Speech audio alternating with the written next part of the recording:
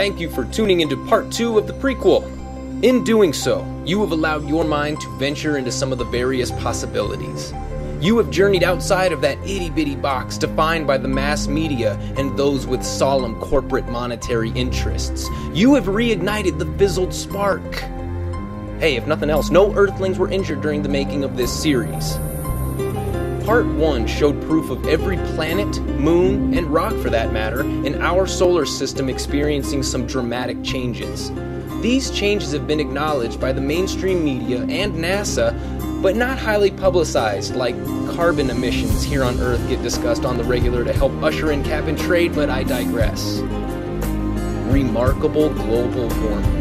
2,000% increases in atmospheric pressure, huge towering storms, and planets, moons developing atmospheres?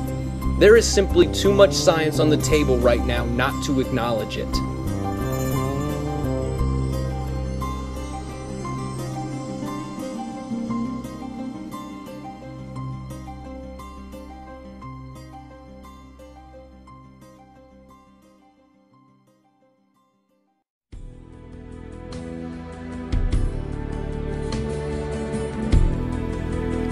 Prophecy. As was previously discussed, the ancient civilization prophecies talked about the coming of a golden age.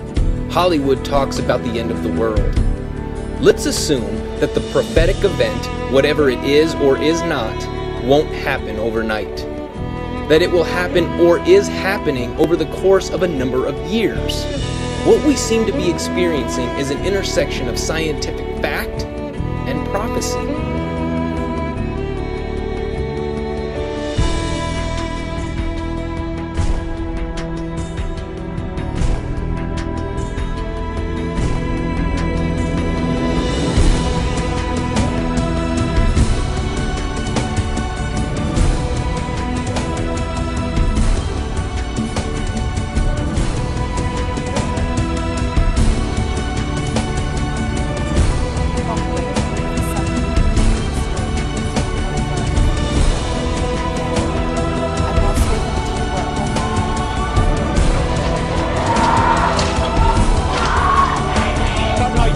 Tsunami that is currently underway in the northeast of the country was caused by an 8.9 magnitude earthquake, and that struck 130 kilometers off the Pacific coast.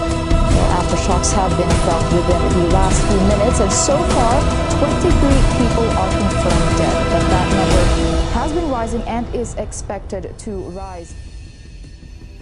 Just when you thought there couldn't be more change going on in the world, it turns out magnetic north is moving. Aviators knew this. It's always moved, but not like this. In fact, it's on the move about 40 miles a year. Okay.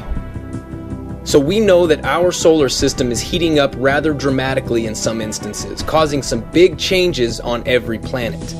But what is the cause of these changes? In our vast research endeavors, we've come across these following theories. Theory number 1. Our solar system is passing through the galactic center, the equator of our galaxy. And just as the equator of Earth is the high point of light energy, the equator of the galaxy could contain the highest level of galactic energy, or light energy, or photonic energy, or whatever is your preferred nomenclature. A quick note. This theory has nothing to do with the galactic alignment, which is a theory that is said to be predicted by the Mayans and is in alignment of our Earth, our Sun, and the center point of the galaxy, not the equator of the galaxy.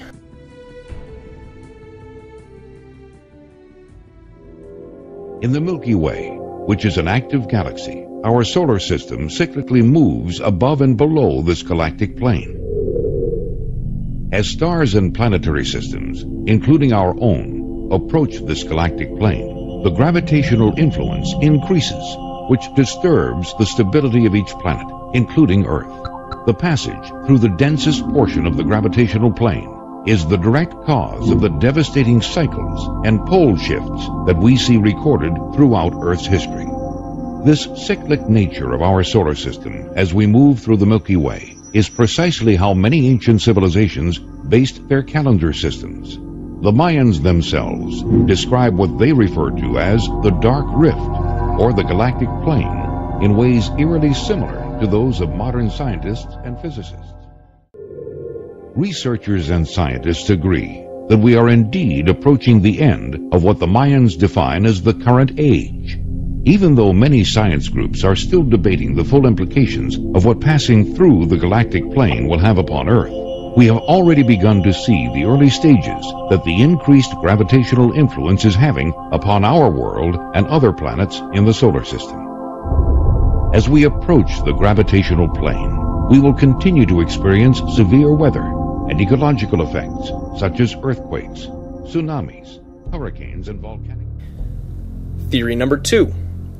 Our solar system is entering the photon belt, a vertical donut-shaped ring of highly charged photonic energy.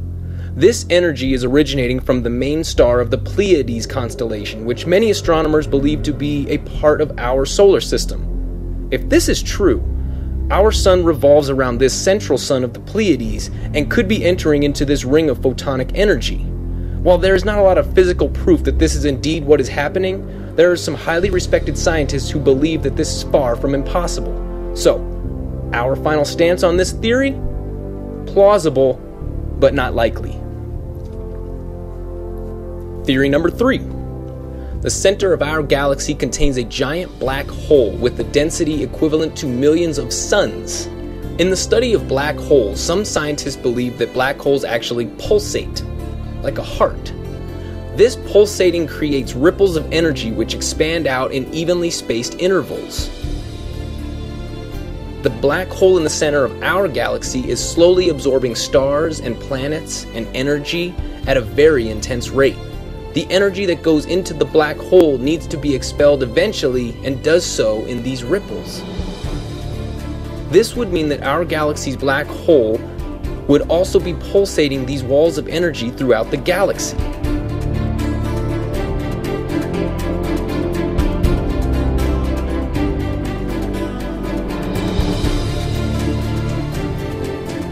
Okay, as was stated before, these are all just theories. We don't actually know where this energy is coming from, but from our standpoint, it doesn't really matter where the energy is coming from. The fact is, the energy is here, and it is beginning to cause changes that could very well affect our earthly existence, and what's more, it could very well go down in our lifetime, perhaps even as soon as 2011 and going into 2012. So what does this mean for us? Does it mean the end of life on Earth? Does it mean we should be preparing for worldwide catastrophes like solar flares, tsunamis, volcanoes, earthquakes, typhoons, and so on? Come 2013, will anything have even been affected? These are questions with no real answers right now. The most important thing we can do is try to piece together all the evidence from the past and of the present and take into account the theories, sprinkle in some prophecy, in order to come up with some semblance of the truth and to create our own path chosen by us. Refuse to be victimized by the media. The media. What was once a credible source of information has largely become an entertainment propaganda machine driven by ratings and corporate interests. We urge you to create your own future by researching the many possibilities and making your own choices. And we definitely urge you to question and comment on the ideas we're laying out. In other words, it's your life. Let it at least be debated, not solely manipulated. So where does religion fit into all this? Does it fit into all this? Who really knows? Let's just throw two theories out there real quick before we move into consciousness.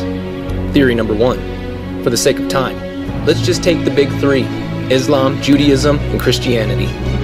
All subtle differences aside, the three are basically the same. Do not kill, do not rape, do not steal. Principles which every man and every woman of each of the faiths can embrace. Theory number 2. What if religion was nothing more than a ladder or a tool used to get us to the next level in life? Now that we're up here, it's up to us to figure out what comes next. Taking all the possibilities into consideration, from science to prophecy, from theory to religion, let us journey into a future more magnificent than we are currently capable of comprehending. Once it is understood that our existence is based on consciousness and direct relationship with each other and Mother Nature, can we really understand our place in this world and what the future might hold? We believe that to be completely conscious of oneself, we have to understand our bodies and our own capabilities. And through extensive research by many scientists and scholars, the secret seems to lie in our DNA. You've heard that DNA is the building blocks of life. You may have also heard that humans have inactive strands of DNA. Those inactive strands are labeled as junk DNA. What? Is it really just some useless DNA we carry around, or could this junk potentially be something more? Part 3 will uncover some very unbelievable facts about human DNA and susceptibility to the energy increase. Part 3 will also shed light on the truth about ancient structures that may have actually known or been able to harness this amazing power. We'll see you over there.